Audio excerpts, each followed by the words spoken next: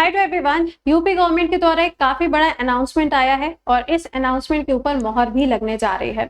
आप सबको पता है कि अभी जितने भी प्राइमरी स्कूल्स हैं गांव में हैं या फिर जितने भी आप देखोगे इंटीरियर एरियाज में हैं, वो सभी अभी बंद चल रहे हैं। भाई छुट्टी चल रही है, लेकिन इसी छुट्टी के साथ साथ में यहाँ पे एक अनाउंसमेंट किया गया है। UP government again planning to close the schools with low enrolment, यानी कि इनका कहना यह है कि जितने भी ऐसे प्राइमरी स्कूल्स हैं जहां पर आप देखोगे स्टूडेंट्स आते हैं क्लास 8 तक के, अगर वहां पे एडमिशन काफी कम है तो उन स्कूलों को बंद कर दिया जाएगा। और अगर इसका हम टोटल एस्टिमेशन देखें तो करीबन 5000 ऐसे स्कूल होंगे यूपी के अंदर जो कि बंद हो जाएंगे। अब ये पूरा मैटर है क्या, इस पूरी चीज को समझते हैं और हमारे काम का क्या है, एजुकेशन। ओके, तो आइए जरा पहले यहाँ पे समझ लेते हैं कि यहाँ पे चल क्या रहा है। देखिए सिंपल सी बात है, यहाँ पर जब भी हम बात करते हैं प्राइमरी स्कूल्स के बारे में तो आपको पता है कि जब भी जैसे मान लो कि आज के टाइम पे अगर किसी बच्चे को हम एडमिशन कराने के लिए लेके जाते हैं तो अगर उसकी एज 6 साल है तभी देखो उसका एडमिशन होता है, राइट। और अगर कोई बच्चा ऐसा है जो कि 7 साल का है, वो लिख भी सकता है और रीड भी कर सकता है, तो उसे हम लिटरेट की कैटेगरी के अंदर रखते हैं, ये भी हमें पता है। सेकेंड पॉइंट यहाँ पर ये है कि जितने भी ऐसे प्राइमरी स्कूल्स हैं जहां पर शिक्षा क्लास 8 तक की दी जाती है, अगर वहां पे एनरोलमेंट कम है, वहां पर अगर आप देखेंगे तो बच्चों की संख्या अगर कम है, ऐसा बोला जा रहा है, बच्चों की संख्या अगर वहां पे बहुत ज्यादा कम है तो उन स्कूलों को बंद कर दिया जाएगा। सपोज करने वाली बात है, देख ऐसे समझते हैं इस बात को हम कि क्या है यहाँ पे सिनेरियो। देखिए क्या है, मान लीजिए कि कोई एक ही स्कूल है, ठीक है। अब होता क्या है कि इस स्कूल के आसपास का जो 1 किलोमीटर का एरिया है वहां पे कोई प्राइवेट स्कूल नहीं होना चाहिए, ऐसा प्रोविजन है, ऐसा कानून बना हुआ है। ये कानून बनाता कौन है, तो ये कानून स्टेट गवर्नमेंट के द्वारा बनाया जाता है। स्टेट क्यों बनाती है, क्योंकि जो एजुकेशन है ना, पहले तो ये आया करता था किसके अंदर, स्टेट लिस्ट का पार्ट हुआ करता था, लेकिन फिलहाल अगर आप देखेंगे तो ये कंकरेंट लिस्ट का पार्ट बन चुका है। अब कंकरेंट लिस्ट में आया है तो ऑब्वियस सी बात है कोई संशोधन भी हुआ होगा, तो 42nd कॉन्स्टिट्यूशन अमेंडमेंट एक्ट 1976 के द्वारा इसको चेंज किया गया।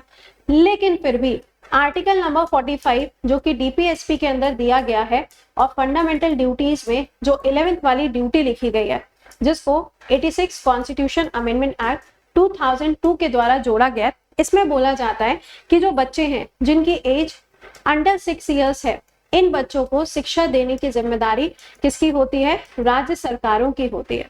किसकी होती है, राज्य सरकारों की होती है। यानी कि जो प्राइमरी स्कूल चलाए जाएंगे, प्राइमरी स्कूल्स को चलाने की जो जिम्मेदारी है वो किसकी होती है, वो स्टेट गवर्नमेंट की होती है। चलिए ठीक है, ये तो हमारा पॉलिटी का सेक्शन हो गया जो हमारे एग्जाम के अंदर आएगा, ठीक है।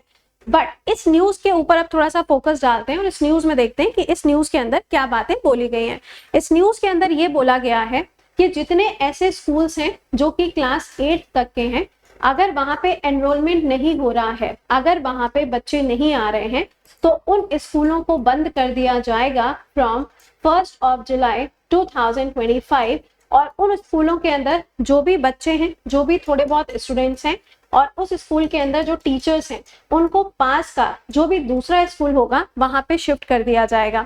अगर सरकार के फिनोमेना के हिसाब से समझा जाए तो सरकार का यहाँ पे एक रेशियो है कि अगर 22 बच्चे हैं तो उनके लिए एक टीचर होना चाहिए।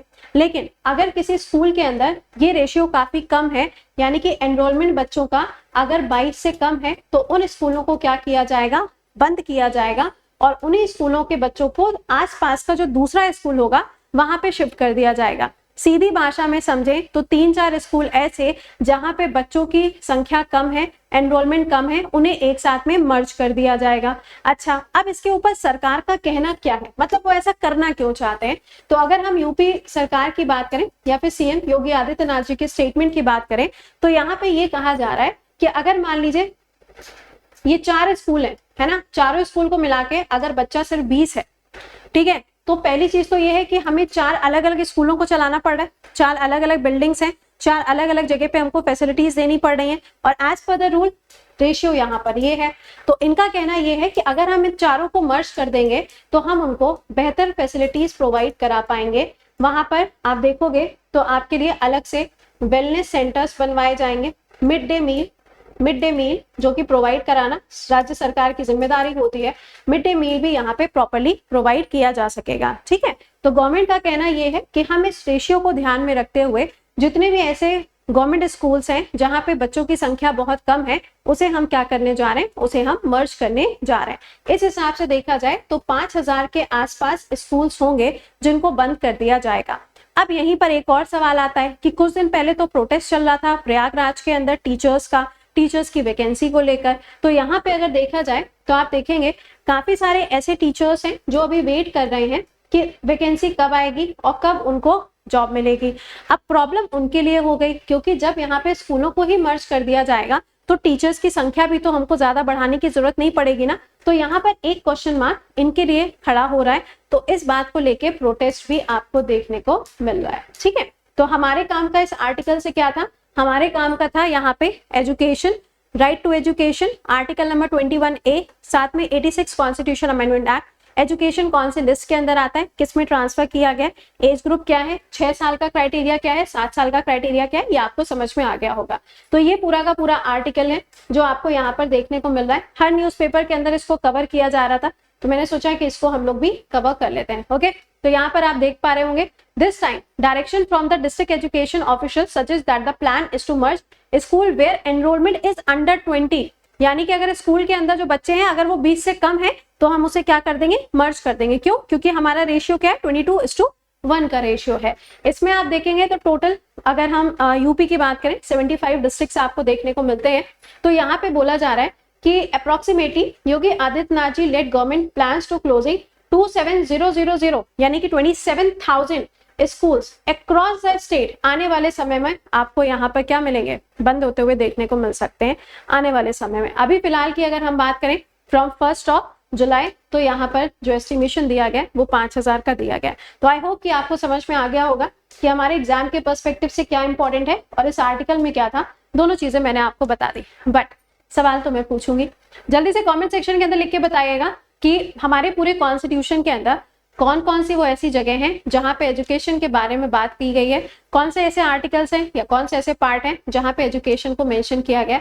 कमेंट में आंसर करके बताइएगा। इसके अलावा अगर आप तैयारी कर रहे हैं एसएससी एग्जाम्स की, तो आपके लिए एसएससी के एग्जाम्स और साथ ही साथ में जो आपका महापैक है इसके ऊपर आपको मिल रहा है 15% का एडिशनल डिस्काउंट। अगर आपने अभी तक इसको ज्वाइन नहीं किया तो आप इसको ज्वाइन कर सकते हैं, क्योंकि सिर्फ और सिर्फ 48 आवर्स के लिए ये ऑफर आपके लिए अवेलेबल है। मिलते हैं आपसे कल सुबह 7 बजे के सेशन में। टिल देन क्वेश्चन का आंसर कमेंट के अंदर। Till then bye bye and take care to all.